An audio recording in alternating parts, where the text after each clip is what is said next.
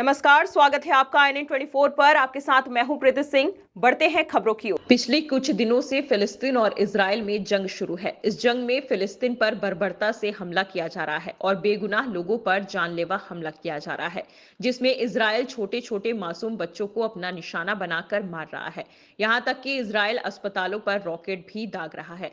Israel international नियमों का उल्लंघन कर रहा है, जिसमें आम लोगों का कत्लेआम होता हुआ नजर आ रहा है।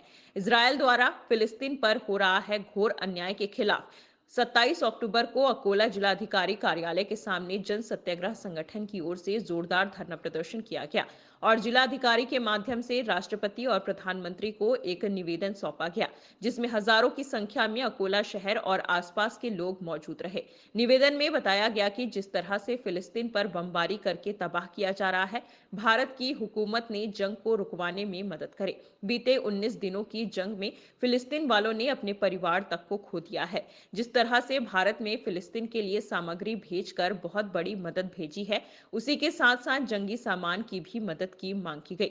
निवेदन में बताया गया कि भारत इजराइल और फिलिस्तीन की जंग रुकवाने में मदद करे। जब तक इन दोनों देशों में जंग शुरू है, उस वक्त तक राजदूत को इज्जत के साथ इजराइल में लौटा दिया जाए और इजराइल को जंग बंद करने के लिए भारत सरकार दबाव बनाए और इजराइल के सामान का बहिष्कार करे। यह आंदोलन जन सत्याग्रह संगठन के आसिफ अहमद खान के नेतृत्व में हुआ, जिसमें डॉक्टर उरूज इरफान खान, साहिल, जावेद खान पठान, मोहम्मद जाहिद, सैयद जाकिर, नोमान खान, मौलवी नदीम, अंजार अहमद खान आदि बड़ी संख्या में उपस्थित थे। आज जन सत्याग्रह संगठन की जानिब से एक धरना आंदोलन का इनेकाद किया गया था, जिसमें सैकड़ों की तादाद में लोगों ने अपनी शिरकत की है। इस आंदोलन के माध्यम से एक ही मांग थी, वो ये थी कि हमारी सरकार, भारत सरकार जो है वो इज्जत के साथ में इजराइल के राजदूत को उस वक्त तक के वापस करे जिस वक्त तक के ये जंग का माहौल जारी है।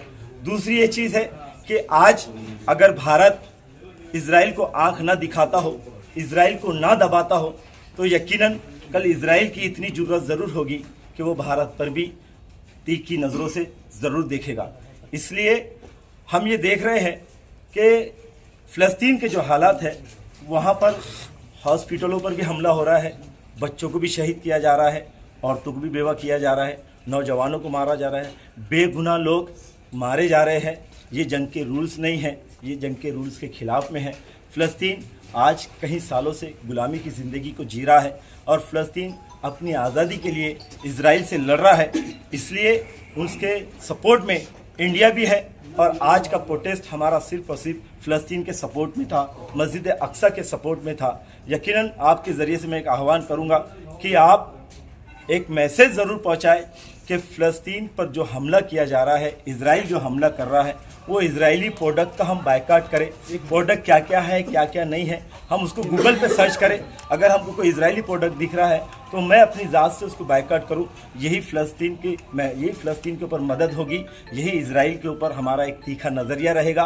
क्योंकि पिछले मुल्कों में जितने पिछले जो 17-18 दिन हुए हैं, इन 17-18 दिनों में कहीं लोगों ने इजरायली प्रोडक्ट का बायकॉट किया तो इजराइल को 350 करोड़ का नुकसान हुआ। अगर आप भी इजरायली प्रोडक्ट का बायकॉट करेंगे तो यकीनन इजरायली प्रोडक्ट जो है वो बिकेंगे नहीं और उस इजरायली प्रोडक्ट से आर्थिक व्यवस्था जो हो रही है, उसके ज़रिए से फ़लस्तीन को मिटाने के लिए इजराइल बंदूकें, तोपे के, मिसाइलों की खरीदी नहीं करेगा, बल्कि वो कमज़ोर पड़ेगा। इसलिए मेरी आपसे मौदेबाना गुजारिश है कि इस इजरायली प्रोडक्ट का पूरी तरह से बायकॉट करें। अल्लाह हाफ़िज़।